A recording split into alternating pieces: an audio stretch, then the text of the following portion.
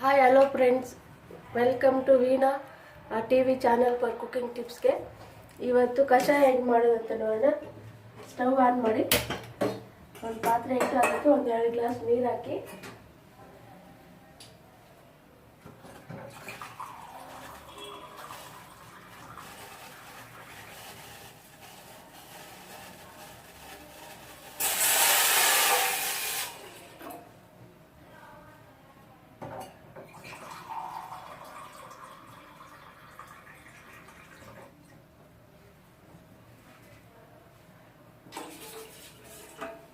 Glass ನೀರು ಹಾಕಬೇಕು.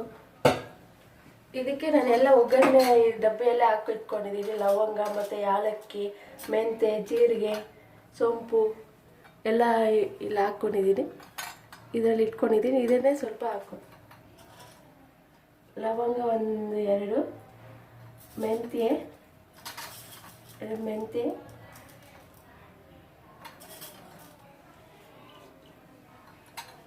ಮತ್ತು ಜೀರಿಗೆ,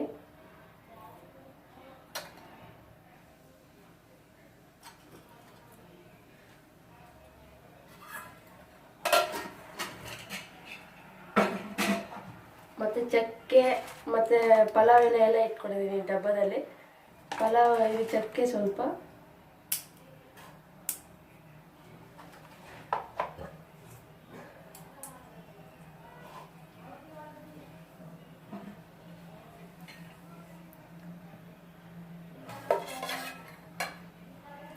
ಸೋಂಪು ಕಾಳು ಸ್ವಲ್ಪ,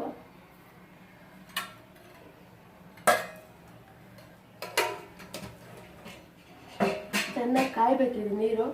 ಕೋಲ್ಡ್ ಆದಾಗೂ ಮಾಡ್ಕೋಬೋದು ಕಷಾಯ ಮನೆಯಲ್ಲಿ ಈಸಿಯಾಗಿ. ಮತ್ತು ಕರೋನಾ ಟೈಮಲ್ಲಿ, ಲಾಕ್ಡೌನ್ ಟೈಮಲ್ಲೂ ನಾನು ಹಿಂಗೆ ಈ ರೀತಿಯೇ ಕಷಾಯ ಮಾಡಿ ಮನೆಯಲ್ಲಿರೋರೆಲ್ಲ ಕುಡಿತಾ ಇದ್ದಿದ್ದು.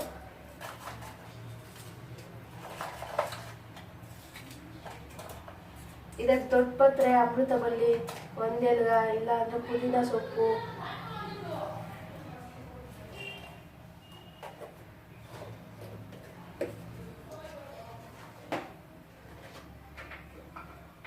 ಎಲ್ಲನೂ ಹಾಕ್ಕೋಬೋದು.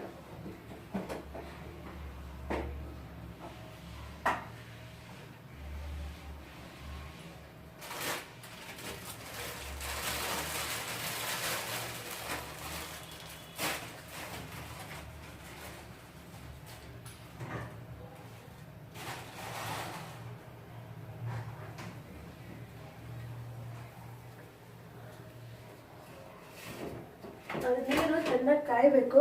ಆಮೇಲೆ ನಾವು ಎಲೆ ತೊಗೊಂಡಿರ್ತೀವಲ್ಲ, ಅಮೃತಬಳ್ಳಿ, ಒಂದೆಲಗ, ಅದು ಆಮೇಲೆ ಹಾಕಬೇಕು.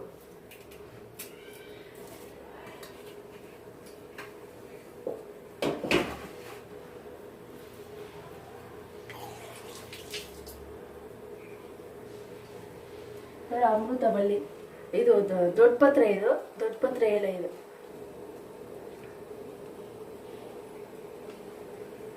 ನಾನು ಶುಂಠಿನ ಸ್ವಲ್ಪ ಜಜ್ಜಿ ಹಾಕ್ಕೊಳ್ತೀನಿ.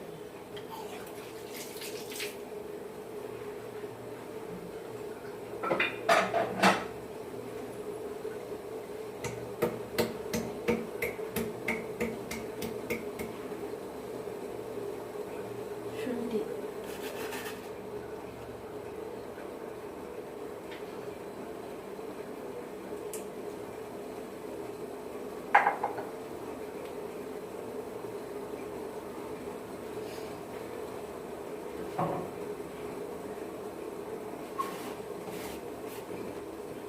ಅರಿಶಿನ. ನಾನು ಅಂಗಡಿಯಲ್ಲಿ ತೊಗೊಂಡ್ಬರೋ ಅರಿಶಿನ ಯಾವುದಕ್ಕೂ ಯೂಸ್ ಮಾಡಲ್ಲ.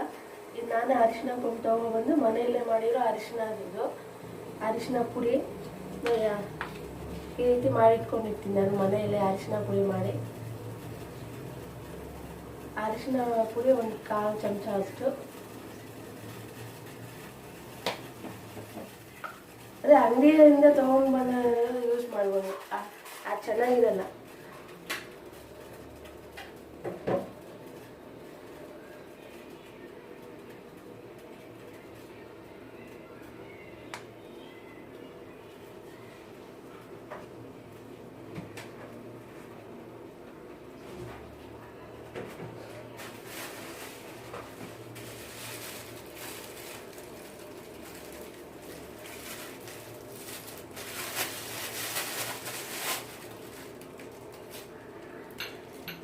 ಮತ್ತು ಬೆಲ್ಲ ಹಾಕ್ಬೇಕು ಸ್ವಲ್ಪ.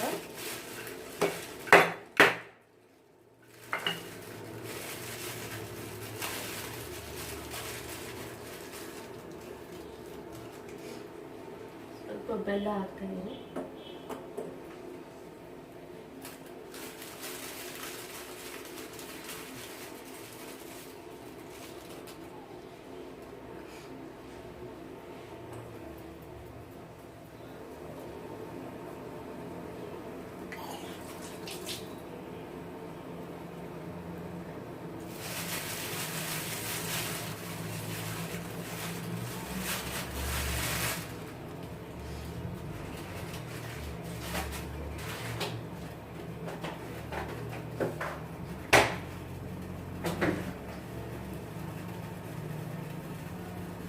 ಇದಕ್ಕೆ ದೊಡ್ಡ ಪತ್ರೆ ಎಲೆನ ತೊಳೆದು ಹಾಕ್ಬೇಕು.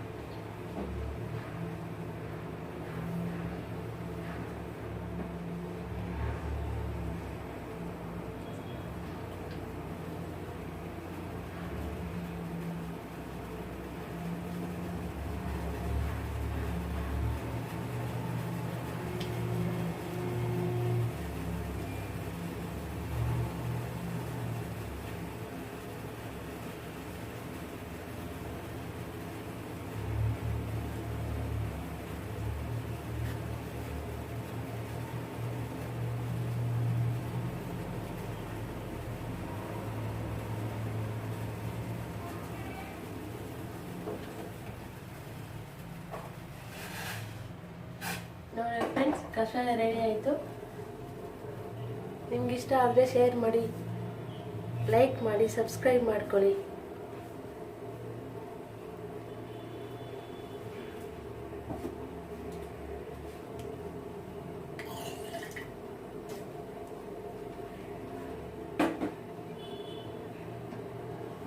ಸ್ಟವ್ ಆಫ್ ಮಾಡಿ.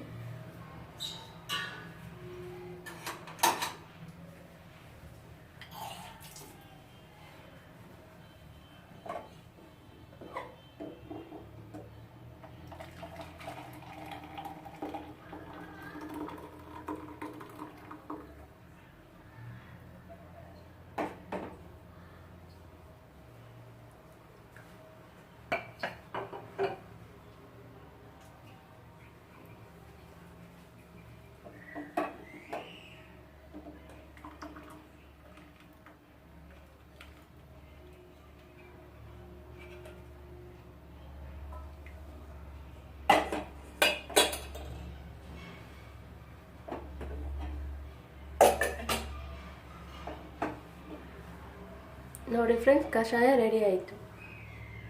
ಓಕೆ, ಬಾಯ್.